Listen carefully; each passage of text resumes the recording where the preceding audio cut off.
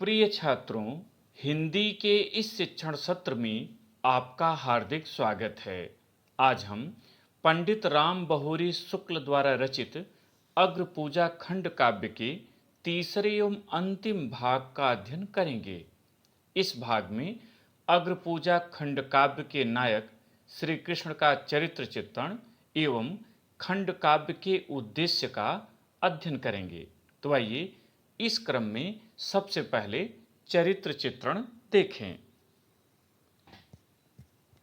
अग्रपूजा खंड काव्य के नायक का चरित्र चित्रण कीजिए। यह प्रश्न डालें। पहला प्रश्न आपने सारांश के लिए लिखा था। दूसरा प्रश्न लिखें, अग्रपूजा खंड काव्य के नायक का चरित्र चित्रण कीजिए। उत्तर, पंडित राम बहोरी शुक्ल द्वारा रचित अग्रपूजा खंड काव्य के प्रमुख पात्र एवं नायक श्री कृष्ण हैं। धर्मराज युधिष्ठिर के राजसूय यज्ञ में सर्वप्रथम उन्हीं को अर्घ्य दिया जाता है। वे खंड काव्य में आदि से अंत तक विद्यमान रहते हैं। वे अनुपम सुंदर, क्षमाशील एवं निर्लिप्त कर्मयोगी हैं। उनके चरित्र की प्रमुख विशेषताएं निम्नलिखित हैं। पहली हेडिंग डालें, अद्वितीय सौंदर्यशाली। लिखना शुरू करें। श्री कृष्ण अद्वितीय सौंदर्यशाली हैं। सुगठित शरीर, विशाल वक्षस्थल एवं अलसी के नीले पुष्प के समान रंग वाले श्री कृष्ण की एक झलक पाने के लिए सभी नर नारी उमड़ पड़ते थे।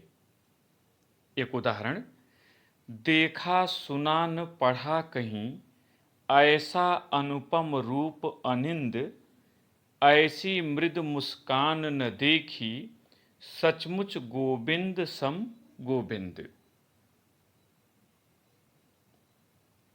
दूसरा नंबर डालें, दूरदर्शी एवं नीतिज्ञ। श्री कृष्ण अपार दूरदर्शी एवं नीतिज्ञ हैं। राजसूय यज्ञ की बात उठते ही वे जरासंध वध की बात कहते हैं, क्योंकि उन्हें पता है कि यह युधिष्ठिर की अधीनता नहीं स्वीकार करेगा। वह युद्ध में अजेय है, अतः द्वंद्व युद्ध में उसे पराजित करने की योजना बनाते हैं। राजसूय यज्ञ में उनका सेना सहित पहुंचना उनकी दूरदर्शिता का परिचायक है। तीसरी हेडिंग डालें, अनुपम व्यक्तित्व। श्री कृष्ण का व्यक्तित्व अनुपम है। वे रूप, शील, गुण एवं तेज के पुंज हैं। वे पुष्प से भी कोमल और वज्र से भी कठोर हैं। दया, प्रेम एवं करुणा के आगार श्री कृष्ण संसार से अनीत को मिटाने के लिए दुष्टों का संहार करते हैं। उदाहरण लिखें, पुष्प पंखुरी से भी कोमल, दया प्रेम करुणा आगार, इंद्र कुलिस से भी कठोर बन, करते दुष्टों का संहार। चौथी हेडिंग डालें, पांडवों के सच्चे हितैषी। श्री कृष्ण पांडवों के सच्चे हितैषी हैं। वे निरंतर उनकी सहायता करते हैं। इंद्रप्रस्थ को बसाने में जहां पांडवों की मदद करते हैं, वहीं जरासंध के वध की भूमिका भी रचते हैं। युधिष्ठिर के राजसूय यज्ञ में कोई बाधा उपस्थित न हो, इसलिए वे सेना सहित पहुंचते हैं। पांचवा और अंतिम हेडिंग लिखें, सर्वगुण संपन्न अलौकिक व्यक्तित्व। श्री कृष्ण सभी लौकिक एवं अलौकिक गुणों से संपन्न हैं। वे शिष्ट, शीलवान, धैर्यवान, सहनशील, असाधारण शक्ति संपन्न एवं विनम्र हैं। वे धर्म और मर्यादा की स्थापना करने वाले हैं।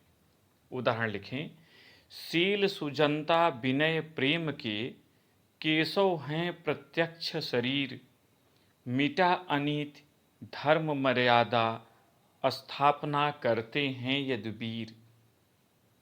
समापन, उपर्युक्त विवेचन से स्पष्ट है कि श्री कृष्ण अलौकिक व्यक्तित्व संपन्न महामानव हैं, वे अधर्म को मिटाकर न्याय की स्थापना करते हैं। प्रिय छात्रों, इसमें 5 हेडिंगों में बात कही गई है। आपको परीक्षा में कम से कम 3 हेडिंग अवश्य लिखना है। लिख सके तो 5 लिखें, और अगर 3 लिखते हैं तो कम से कम 1 में उदाहरण जरूर डालें, जिससे ये लगे कि आपने खंड काव्य का अध्ययन किया है और तब आप लिख रहे हैं, जिससे कि आपको अच्छा अंक मिले।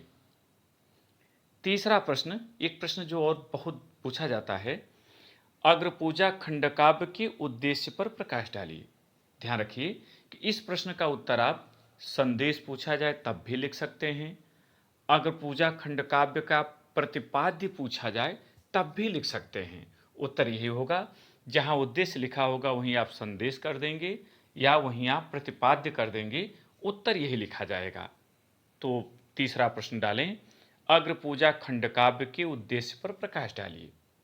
उत्तर लिखिए, अग्रपूजा खंडकाव्य में कवि पंडित राम बहोरी शुक्ल ने धर्मराज युधिष्ठिर के राजसूय यज्ञ में होने वाली श्री कृष्ण की अग्रपूजा को आधार बनाकर महाभारत कालीन प्राचीन कथानक के माध्यम से वर्तमान समाज का ध्यान फिर से धर्म, न्याय, सत्य, सदाचार एवं प्रजाहित जैसे कार्यों की ओर आकृष्ट किया है।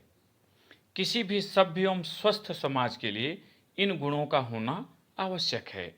अन्याय एवं अनीति के दुखद परिणाम को दिखाकर समाज में धर्म एवं न्याय की पुनः स्थापना करना अग्रपूजा खंड काव्य का प्रमुख उद्देश्य है। पैराग्राफ चेंज करें, नीचे लिखें, धर्मराज युधिष्ठिर के सुशासन के वर्णन द्वारा कवि ने अपने सपनों के भारत का भव्य चित्र खींचा है। कवि का मत है कि शासक को सदाचारी, प्रजापालक, कर्तव्यनिष्ठ एवं सच्चरित्र होना चाहिए। एक उदाहरण डालें, सदाचाररत न्यायी राजा, प्रतिपालक हो पिता समान, शासक सब कर्तव्यनिष्ठ हो, सच्चरित्र प्रतिमान सुजान। फिर पैराग्राफ चेंज करें, कौरव और पांडव भाई थे, किंतु दोनों की प्रकृति भिन्न थी। जहां कौरव अंत तक अन्याय के मार्ग पर चले, वहीं पांडवों ने न्याय का दामन नहीं छोड़ा। अतः श्री कृष्ण ने कौरवों का नहीं अपितु पांडवों का साथ दिया। जो धर्म के मार्ग पर चलते हैं, प्रकृति भी उनका साथ देती है। अतः हमें आपस में प्रेम से रहना चाहिए, यह दिखाना भी इस खंड काव्य का एक उद्देश्य है। उदाहरण डालें, भाई भाई कलह छोड़ दें, सब मिल बढ़ें प्रगति की ओर, सब प्रकार से भेदभाव को करें दूर कर यत्न कठोर। पैराग्राफ चेंज करें, शिशुपाल के चरित्र के माध्यम से कवि ने यह भी सीख दी है कि हमें अकारण किसी से द्वेष नहीं रखना चाहिए, अन्यथा परिणाम भयंकर हो सकता है। पैराग्राफ चेंज करें और अंतिम पैराग्राफ, उपर्युक्त विवेचन से स्पष्ट है कि अग्रपूजा खंडकाव्य से एक सभ्य समाज के निर्माण की प्रेरणा मिलती है, अतः इसे एक सफल रचना कहना समीचीन होगा। प्रिय छात्रों, इसमें 2 उदाहरण दिए गए हैं। परीक्षा में यदि समय आपको कम महसूस हो तो कम से कम एक उदाहरण के साथ आप इसे लिखें, आपको अच्छे अंक मिलेंगे। इन दोनों ही प्रश्नों को अपनी उत्तर पुस्तिका में लिखकर अभ्यास करें। बहुत बहुत धन्यवाद।